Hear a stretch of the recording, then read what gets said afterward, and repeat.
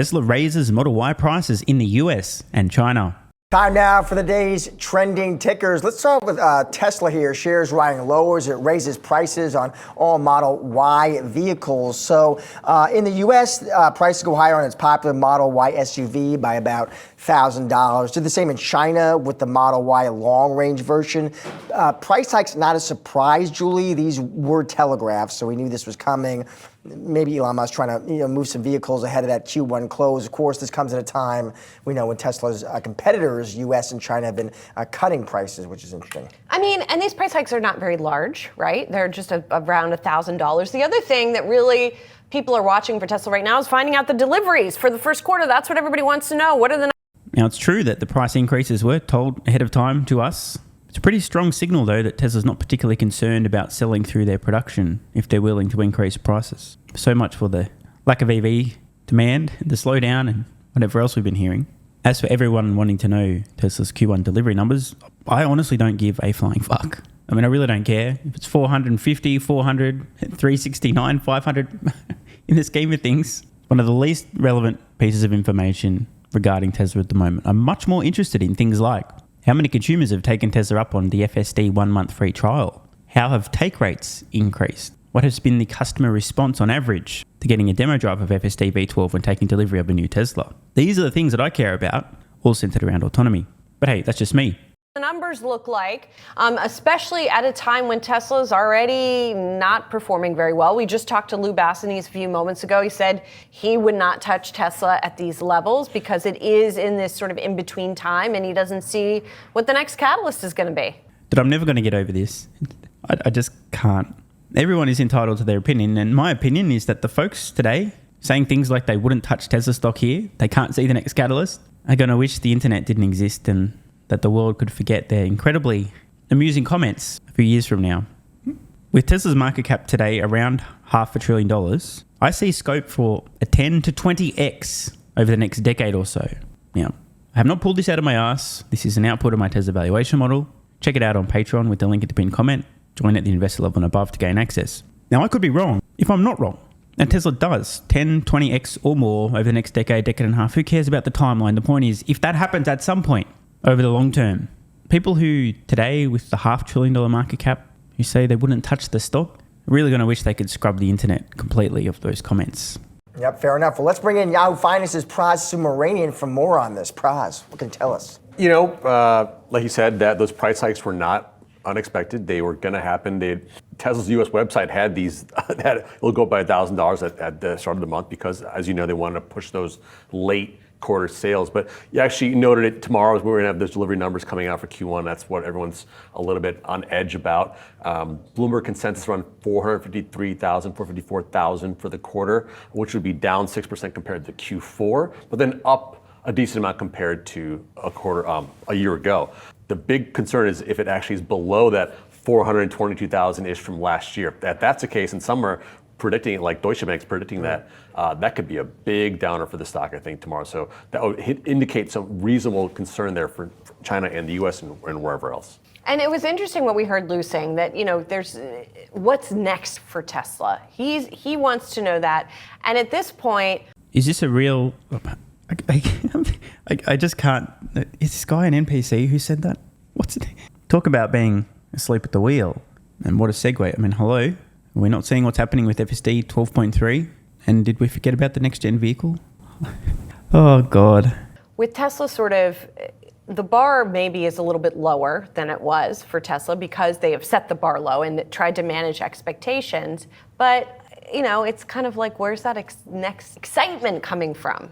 Yeah, I mean, it has to be the Gen 2 vehicle. But that's not for a while, Roz, right? That's not going to be in production until 2025, right. But they're supposed to reveal this vehicle sometime this year. I think that's a big step that people want to see. They want to hear more about, are we going to have another battery day or an AI day to explain what they're up to in that regard, and a bit more information on those types of long-range side bets that are actually kind of propping up a big part of the value. So I think that's sort of the things that... I'm just trying to understand, if these guys understand, we haven't heard any mention of FSD V12.3 yet. I thought they would have led with that. The 1 month trial, the capabilities. I mean, shout out to it finally passing Galley's monorail test, by the way. If you know, you know. Hopefully Pryce will mention it. I mean, he doesn't seem to know what's going on at Tesla, but this is kind of weird. Is everyone just going to ignore this until it happens?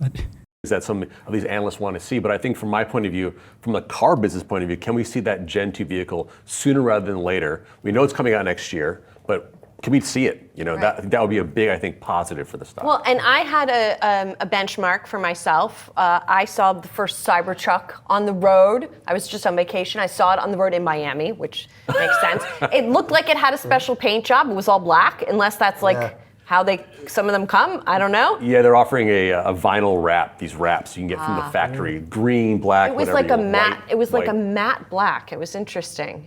And I had to do a double take. I saw it on the road. I was like, what? It's Did it change your mind on the Cybertruck? Were you like, okay, now I'm in the matte black version? No. I mean, we just kind of looked at what is that? It's just sort of silly. You know, I haven't seen it actually, but I heard it looks a lot longer than you think, right? Is that was the kind of appearance you I had? actually felt it looked smaller. Like it looked more like the size of a regular SUV. It's just this odd I shape. think a beholder prize. That's all it is. But I don't know. It was brief. It was a brief glimpse. I don't know. We'll have to do Miami more got a lot going research. on.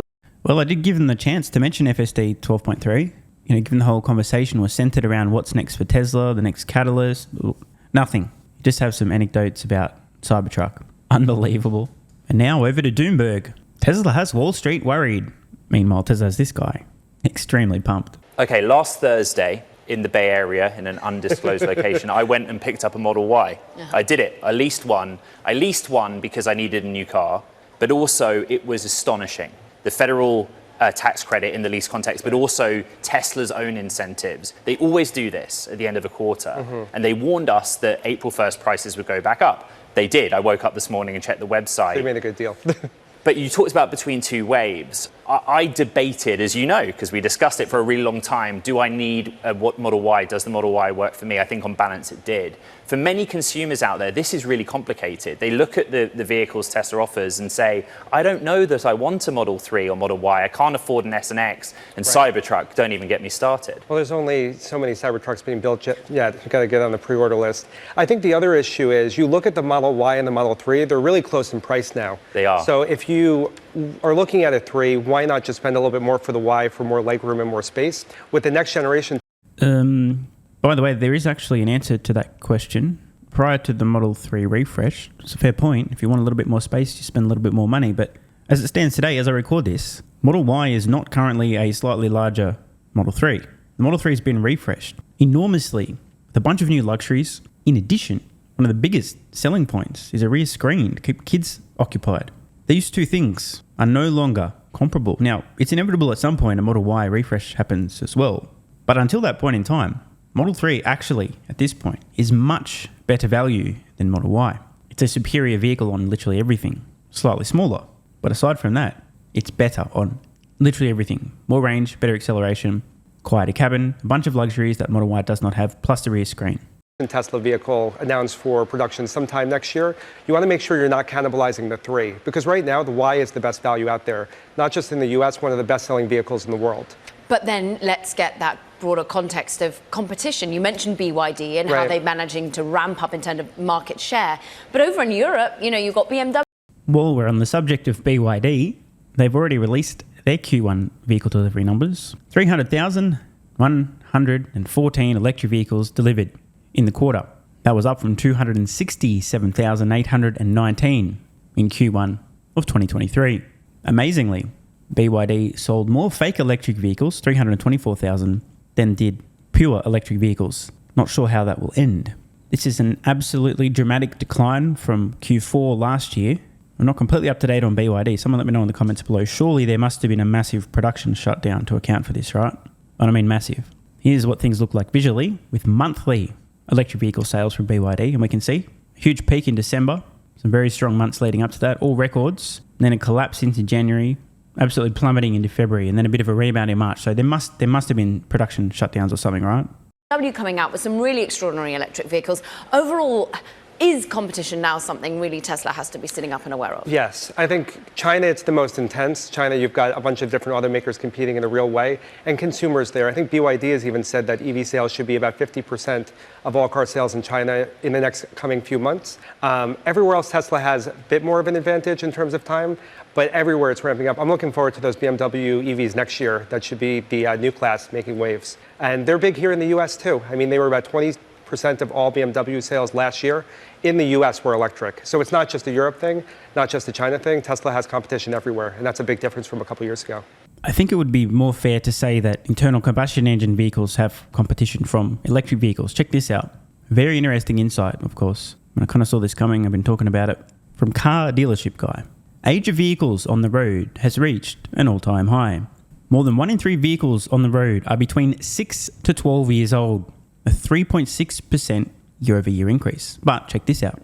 Experian estimates that sometime in 2024, 116 million vehicles on the road will be between 6 to 12 years old, making up 40.2% of all vehicles. But you're probably wondering why. Jumping in here, actually, no, I'm not. Why is because A, consumers are going, you know what, my next vehicle is going to be electric, they're a little bit too expensive now, but I'll wait because I'm not going to buy another ICE vehicle. Other consumers are going, I can't get a loan for my car, oh fuck, I can't get one, I guess I'll have to wait till rates come down. And other consumers are going, the economy's fucked, everything's expensive, I can't even afford to make scrambled eggs anymore, this is bullshit, I'm going to have to hold off purchasing a new vehicle. Fuck that. So anyway, let's see what the OP has to say. Well, several reasons. One, supply of used cars is still at historic lows. Cars are less affordable than ever. People are holding on to their current vehicles for longer than ever. Well, what does this mean for the car market? Well, first, service centres are going to remain very busy for the foreseeable future. Second, finance managers are going to be selling more service contracts for aged used vehicles. Third, your 2011 Toyota Corolla will likely hold its value pretty well in the coming years. Oh, bro, no, it won't. Poor dude clearly doesn't see the EV disruption happening. Interesting perspective, by the way. I mean, spoiler alert, the age of vehicles on roads is going to continue to grow and grow and grow and grow until A, interest rates come down, and or B, prices of compelling electric vehicles come down to the absolute mass market.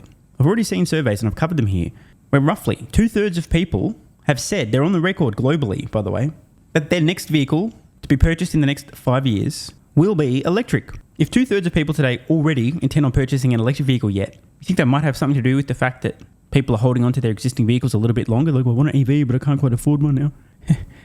Anyway, I'm sure that this is going to get completely lost in the noise around Tesla's Q1 delivery numbers, but it is my strong opinion that that's exactly what's happening right now. Consumers are delaying purchase of a vehicle partially because of rates, and more importantly, because they know they're going to buy an EV next, but not everyone can afford one yet, hence Tesla's next-gen vehicle around the corner. But thanks for the insights, Car Dealership Guy. I wonder if he knows dealerships are going the way of the ICE vehicle. Want more content? Early access? A bunch of perks? Click the links in the pinned comment. AG1 has given me a massive, meaningful boost in energy, allowing me to do a lot more every day, including using my brain more and using my body more. I highly recommend you guys and girls check it out. It's an excellent way to fill in nutritional gaps. It's got 75 high-quality vitamins, minerals, and whole food source nutrients, plus prebiotics and probiotics and digestive enzymes and adaptogens to help you deal with stress. Plus, if you click the link in the pinned comment or head to drinkag1.com/SMR, you can get yourself a 1-year free supply of vitamin D3 and K2. But don't take my word for it. Here's what some of you guys and girls have to say. AG1 has changed my life. I was, as you described, treating myself like a circus, ate like trash, rarely exercised, used alcohol as a stress crutch, cannabis also. AG1 is what gave me the kick in the ass, got me back to the gym, motivated me to do more for myself, family, my business, etc. Keep doing what you do. Now, I know there's some skeptics, the same kind of people who think Elon Musk is a fraud, reading this going, what do you thought? There's no way that's possible, bro. It must be a placebo effect. Believe it or not, this is a recurring theme. If you give your body everything it needs to feel and perform its best, including having a lot more energy, you'll need ways to use that energy. For me personally, that includes more exercise, moving my body more social activity, and more cognitively demanding tasks, including producing a ton of exclusive content over on Twitter and on Patreon, plus my daily YouTube uploads. The proof's in the pudding. On to another testimonial from a viewer of this channel. SMR, you asked me to provide feedback on AG1. Here it is. It has helped with mental acuity, stamina, and intestinal waste management. Can't read between the lines. It certainly helps with regularity and digestion. That's what the digestive enzymes are for. It has also dramatically reduced my cravings for sugar. You guys need to stop eating sugar. It's fucking poison. I'm 50, 5'9", and overweight, aka a fat motherfucker. I think that's a technical term for overweight, isn't it? Is it fat motherfucker or obese? I can't remember. I average 100 hours a week in the West Texas oil fields as a safety supervisor. Jesus Christ, dude. No wonder you're struggling to keep your weight under control. 100 hours a week. Brutal. It has helped me lose weight. It is not an appetite suppressant. It can help fat people suppress cravings, and motivation to be healthier is critical for changing your diet. Love you, brother. Again, this is a great point and something people really don't seem to grasp. If you have more energy, everything becomes easier. It's like turning on easy mode for life. A few years ago, before I was taking AG1, my health was trash. I was struggling to get through the day, had afternoon fatigue. The last thing I wanted to do was either use my brain or move my body. Didn't have the energy. Now, my biggest struggle every day is figuring out ways to use that energy. I'm exercising way more, doing a lot more with my friends and family, and of course, my work output has increased substantially. And you can fact check me. Check out the average length of my videos I was posting to YouTube 3 years ago. Need I say more? And one final testimonial. Love this one. Okay, here's the deal for me with this AG1 shit. I'm 41 years old and not the type to eat, drink, smoke, or sleep healthy, so I was skeptical. That being said, here's what I experienced. Day 1, meh. Day 2, afternoon fatigue was about 45 minutes late. Day 3, 0 afternoon fatigue. Day 4, 0 afternoon fatigue plus extra energy. Day 5, again, 0 afternoon fatigue plus energy. Wondering, what the fuck, really? See, this is the thing, right? The results for many people are just almost too good to be true. This is the same experience I had. My afternoon fatigue just vanished out of nowhere. I'm like, wait, what the fuck? Why am I not tired in the afternoons anymore? Surely it's not that AG1, is it? Turns out it was. Day 6 and 7, same thing. Day 8, same thing. Plus, I had the want to get things done around the house that I normally would slack off and not get done. Again, the point, extra energy, you'll need to use it. You'll find ways to use it. Day 9, 10, and 11, and today is day 12. I fucking love it. So however you managed to get me to buy it, I'm so glad you did. Thank you so much, SMR. It really changed me so far. Guys, this shit really works. Just try it. By the way, this is the reason I continue to relentlessly promote AG1. A lot of people get real fucking mad in the comments. Oh my God, Snake Oil Salmon's sold out. Oh my God, he's a scammer. This is fraud. But constantly, I'm pretty sure everyone making these comments is also currently short Tesla stock. I'm not particularly concerned about people having a negative perception, those folks suffering from small brain syndrome, still living in my bum's basement syndrome, etc., writing mean comments, claiming AG1's a scam or it doesn't work. I mean, bro, when I get feedback like this is what keeps me going. Just try this stuff for a month, and if you don't get these results, get your money back. See, it's a literal no-brainer. It's an IQ test at this point in time. Testimonial after testimonial after testimonial like this. Get your money back if it doesn't work. Just try it for a month, and if it doesn't work, get your money back. Today's the day. It's finally time. Be like this guy who was a massive skeptic, but finally, after 1,000 promotions in a row, caved in, tried AG1, and has results like this. Head to drinkag1.com/SMR or click the link at the pinned comment, and please, let me know how you're feeling in a few weeks' time. Now, if you'll excuse me, time to put my extra energy to good use. I'll be recording some more exclusive content for Patreon and my Twitter subscribers. So click the links at the pinned comment. See you over on Twitter and or Patreon, and don't forget to grab your AG1. Love ya.